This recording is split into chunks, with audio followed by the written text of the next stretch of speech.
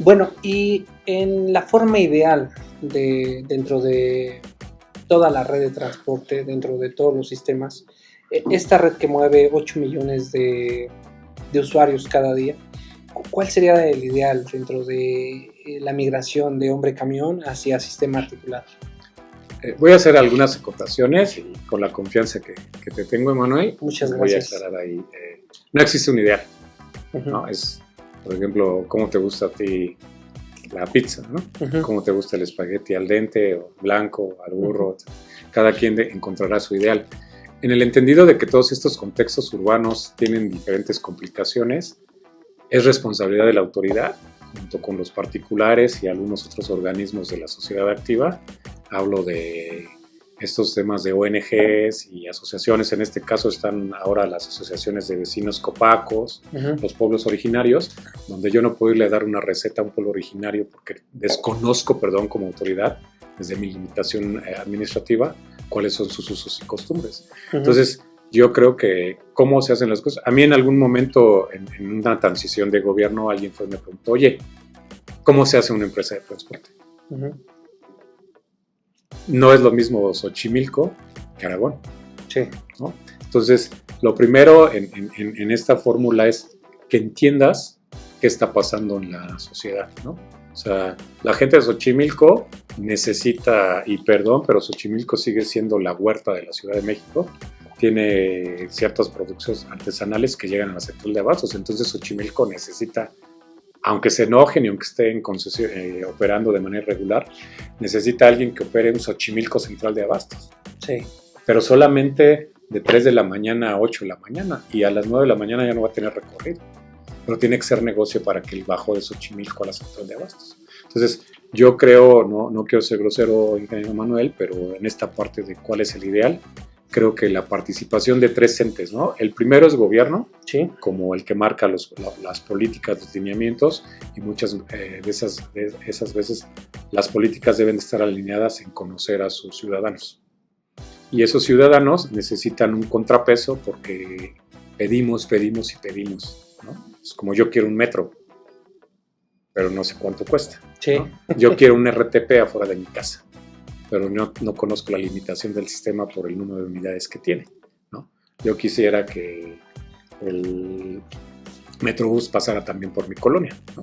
Claro. Pero desconozco que el Metrobús no tiene la potencia y ahora que estamos en electricidad para subir a las serranías de la ciudad. Entonces el ideal, yo creo que ahí tiene que participar un contrapeso, que pueden ser las academias, sí, las instituciones educativas, que puede ser otra parte de la sociedad, que son estas ONGs, que aquí a nivel nacional tenemos la presencia de muchos organismos, perdón por lo redundante que pueda resultar, organismos internacionales que hacen estudios y que aportan capital, porque el gobierno está limitado, aunque pueda haber mucho dinero, no tiene los instrumentos para que sea muy fácil de dirigir ese dinero a un proyecto, ¿no? Por ejemplo, el estudio, un impacto. Entonces ahí las ONGs pueden participar con, bueno, estás limitado, pero yo tengo este estudio. Las academias, ¿no? O sea, la UNAM tiene la capacidad desde el Instituto de Ingeniería y la UNAM tiene una maestría en sistemas con especialización en transporte. Sí. ¿No? Tiene doctorados en matemáticas y físicas donde el fenómeno del transporte, ¿no? Como tal, como el método del cartero, la optimización, todo esto puede ser llevado. La UAM, está hablando de la Ciudad de México, tiene las maestrías en urbanismo. La propia Universidad de la Ciudad de México, cuando tiene esta vocación y esta filosofía para nacer, tiene una carrera de ingeniería en transporte urbano, sí, pero su maestría es en estudios de la ciudad. Entonces dejamos un poquito la parte de ingeniería y nos metemos a la parte social que hablábamos hace rato. Entonces la participación activa de las academias, el Politécnico pues tiene 2 carreras, ingeniería en transporte e ingeniería en movilidad urbana, ¿no? Tiene un montón de carreras en tecnología, en donde se puede hacer un proyecto donde la academia participe para ver las necesidades. No a todos les resulta negocio volverse empresa con camiones de 10 metros. Sí, exacto. Hay que estudiar porque hay un mercado ávido de esa cosita bonita.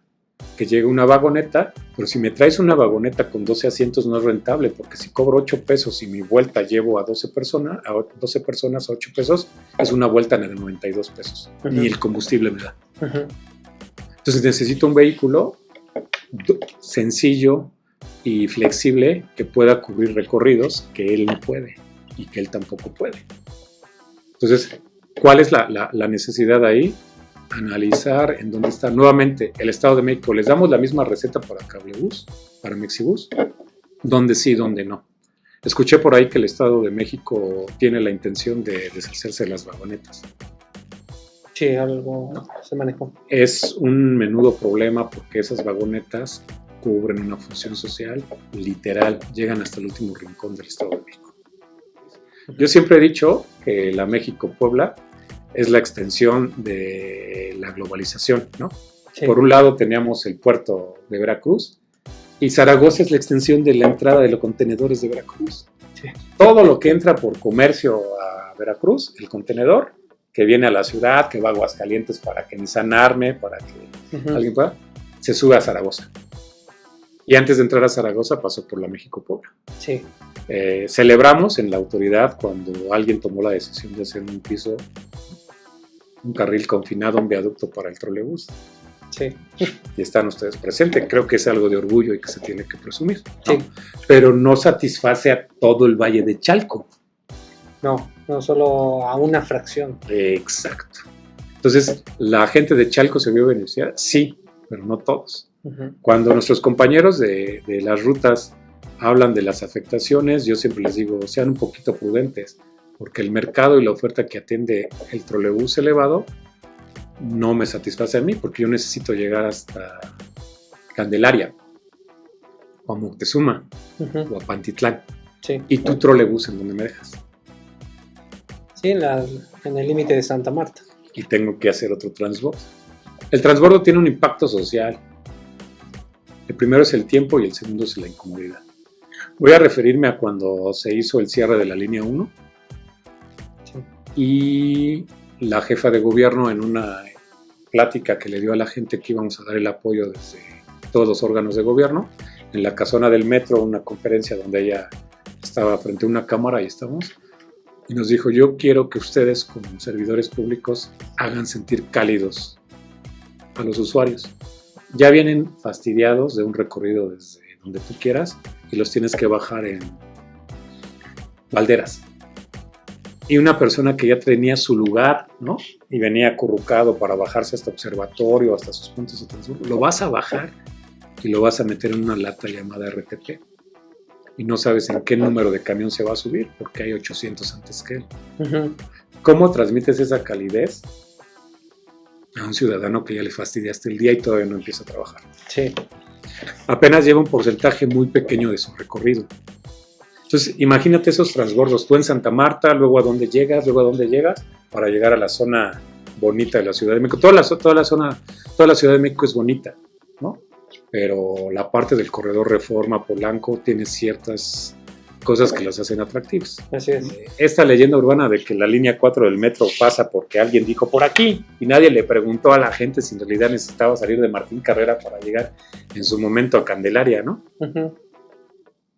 En su camino se encontró Fray Servando y a Jamaica, ¿no?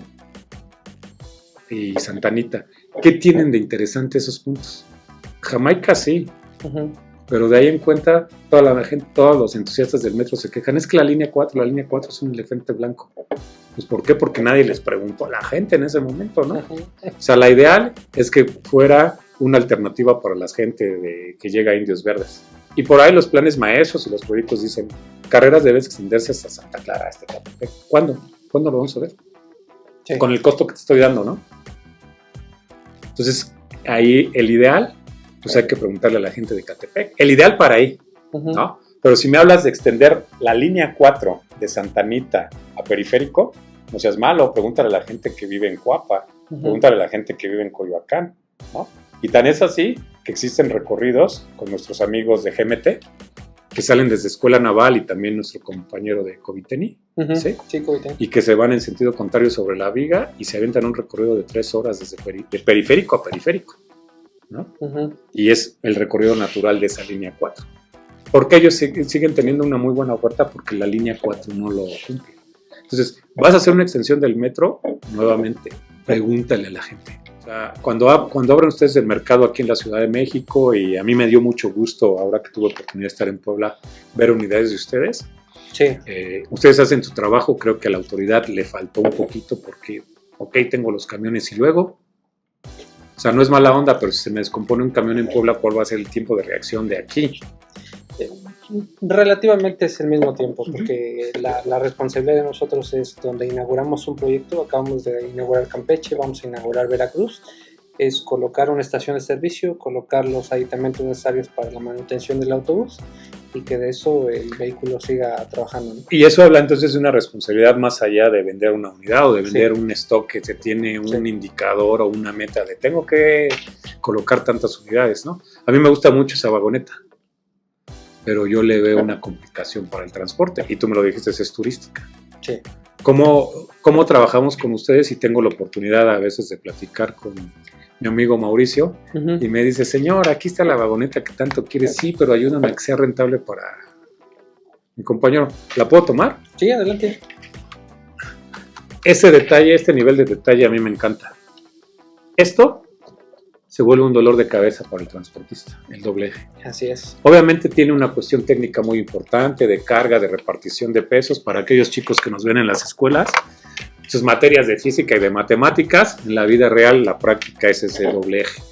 En la práctica, en los sistemas redundantes de seguridad, ese doble eje tiene una función muy importante. Así es. Pero el transportista que va a cruzar una caseta en un recorrido